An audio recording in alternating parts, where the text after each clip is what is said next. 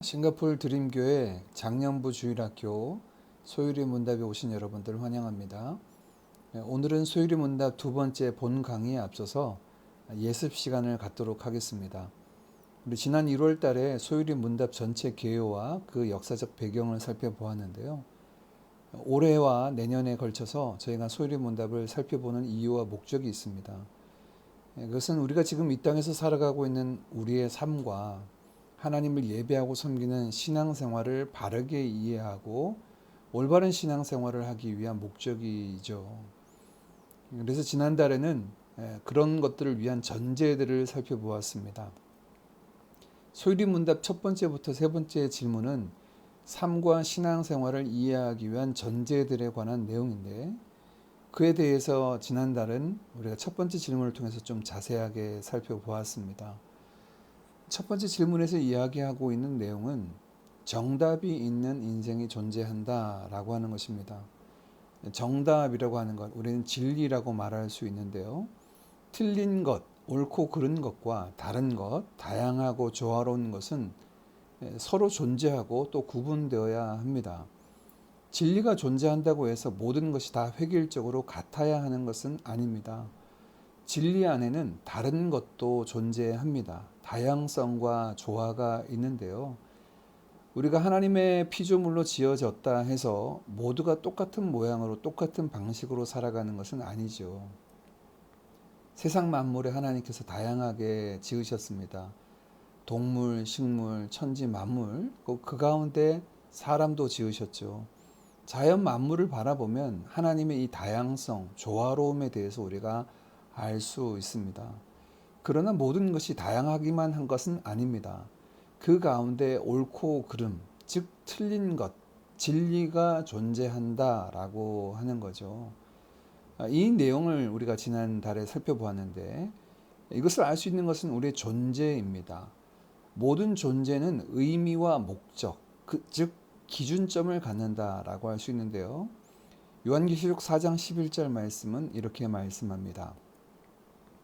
우리 주 하나님이여 영광과 존귀와 권능을 받으시는 것이 합당하오니 주께서 만물을 지으신지라 만물이 주의 뜻대로 있었고 또 지으심을 받았나이다 하더라. 하나님께서 만물, 세상 모든 것을 지으셨습니다. 어떻게 지으셨습니까? 주의 뜻대로, 가지고 계신 그 계획과 선하신 뜻대로 지으셨고, 그래서 존재하게 되었다라고 말하고 있습니다. 존재하는 모든 것은 하나님이 가지고 계신 의도, 뜻이 있습니다. 의미와 목적이 있다는 것이죠. 특별히 그 부분에 있어서 우리는 좀 더 폭을 좀 좁혀서 사람에게 한정해서 좀 살펴보기를 원합니다. 인간에게 대한 진리, 우리를 향한 진리는 성경은 무엇이라고 이야기하는가? 인간에 대한 진리는 무엇일까요? 즉 인간의 존재 이유와 목적은 무엇입니까? 왜냐하면 사람다움, 인간다움에 관한 그 기준점을 이야기하려면 이 부분을 이야기해야 되겠죠. 이사야 43장 21절 말씀은 이렇게 이야기합니다. 이 백성은 내가 나를 위하여 지었나니 나를 찬송하게 하려 함이니라. 여기에 우리의 인생의 존재 이유와 목적이 담겨져 있습니다. 첫 번째는 내가 나를 위하여 지었다. 여기 나는 여호와 하나님이죠. 즉 하나님의 영광을 위하여 지어진 존재다. 하나님을 영화롭게 하기 위하여 지어졌다라고 말하고 있고요. 두 번째는 나를 찬송하게 하려 함이라. 찬송이라고 하는 것은 하나님을 기뻐함으로, 하나님께 감사함으로, 하나님의 존재를 바라보며 감탄함으로 올려드리는 거죠. 그래서 우리는 이사야 43장 21절을 통하여서 인생을 지으신 그 목적, 하나님의 영광과 하나님을 기뻐하고 즐거워함이 있음을 알 수가 있습니다. 이것에 대해서 소율이 문답 첫 번째 질문은 이렇게 질문과 답을 하고 있습니다. 사람의 주된 목적은 무엇인가요? 또 번역본에 따라서 사람의 제일 되는 목적은 무엇인가요? 라고 질문하는데요.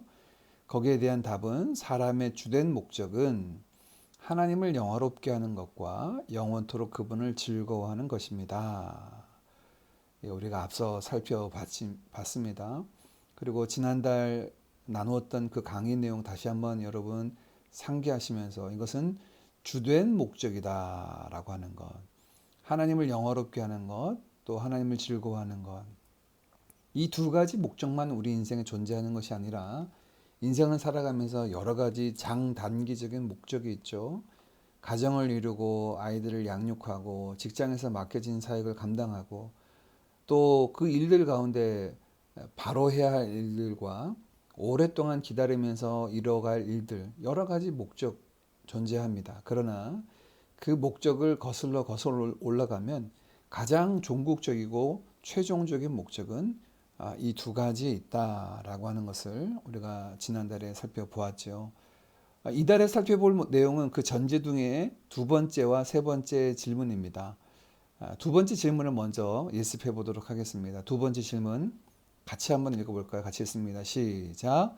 하나님께서 우리에게 무슨 규칙을 주셔서 어떻게 우리가 그분을 영화롭게 하고 즐거워할지를 지시하셨나요?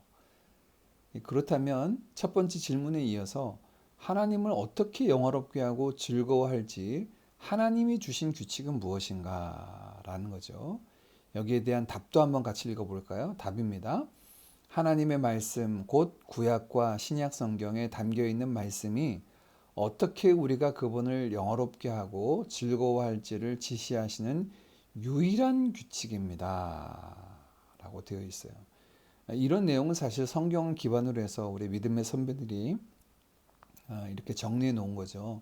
한번 이 내용을 성경에서 찾아보도록 하겠습니다. 성경의 기능이라고 제가 이름을 붙여봤는데요. 디모데후서 3장 16절 17절입니다.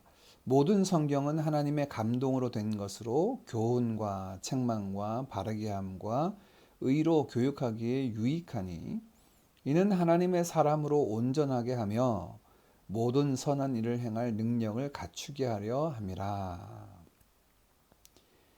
하나님의 말씀은 하나님께서 주신 것입니다. 하나님의 감동으로 된 것입니다. 사람들이 기록한 것이 아니라 하나님에 의하여 기록되었는데 그 하나님의 말씀이 가지고 있는 기능은 우리를 가르치고 책망하고 또 교정해 주시고 의롭게 살아가도록 트레이닝을 해 주시는 말씀입니다. 그렇게 해서 말씀이 가지고 있는 기능, 목적은 우리가 하나님의 사람, 하나님의 형상으로서 온전하게 되어 모든 선한 일을 행할 능력을 갖추도록 하는 것이 하나님의 말씀에 있죠. 그래서 말씀을 통해서 말씀이 이런 기능을 통하여 우리는 어떻게 하나님을 영화롭게 하고 또한 어떻게 하나님을 기뻐하고 즐거워할지를 배우고 익히게 됩니다. 이런 말씀을 통하여서 궁극적으로 하나님께서 우리에게 주시는 목적이 있는데 요한일서 1장 3절 4절 말씀입니다. 우리가 보고 들은 바를 너희에게도 전함은 너희로 우리와 사귐이 있게 하려 함이니 우리의 사귐은 아버지와 그의 아들 예수 그리스도와 더불어 누림이라. 우리가 이것을 쓰면 우리의 기쁨이 충만하게 하려 함이라.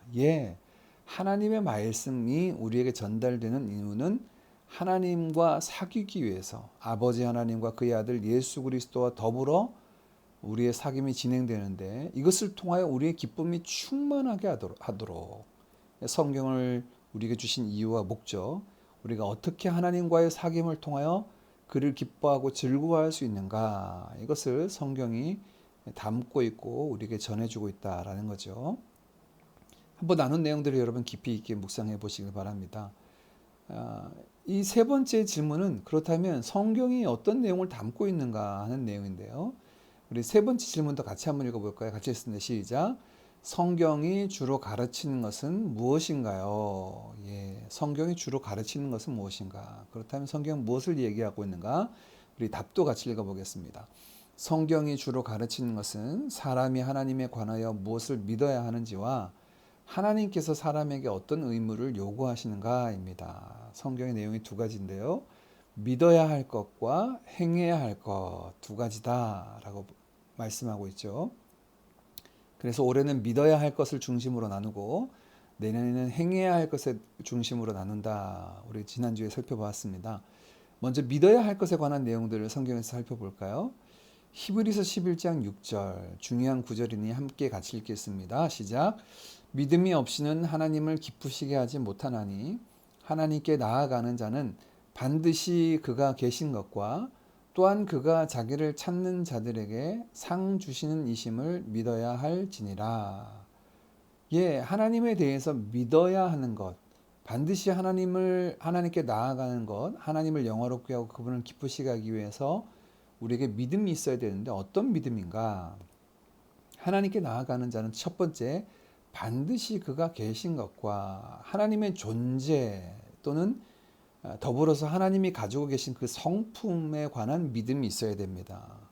하나님이라고 하는 인격적인 분, 또 하나님이 가지고 계신 무한하신 그 성품들, 지혜와 능력과 선하심과 의로우심과 자비와 사랑 등 하나님이 존재와 그 존재하신 하나님이 인격적인 분이시다라고 하는 그분이 가지고 계신 성품에 대한 믿음이 첫 번째 내용이고요. 두 번째는 그가 자기를 찾는 자들에게 상 주시는 이시다. 즉 하나님은 그런 존재할 뿐만 아니라 끊임없이 일하고 계시는데 하나님을 믿는 자, 하나님을 찾는 자들에게 상 주신다라고 표현하고 있는데 하나님은 피조 세계를 만드실 뿐만 아니라 그 피조 세계를 다스리고 계시고 또한 주관하고 계시다, 일하고 계시다. 특별히 그 일하심을 우리는 타락한 인간을, 타락한 세상을 구원하시는 것으로 성경을 통해서 알게 됩니다. 하나님을 향한 두 가지 믿음, 하나님의 존재에 대한 믿음, 하나님의 사역에 대한 믿음, 이 두 가지 믿음이 성경에서 말하는 믿음이다 라고 하는 것. 우리는 무엇을 행해야 되는가? 성경에서 말하는 행해야 될 것에 관한 부분인데요. 이렇게 하나님이 존재하시고 일하시는 분이다라는 것을 믿는다면 우리는 반드시 그 다음에 우리의 반응이 나타나겠죠. 디모데후서 1장 13절 14절입니다.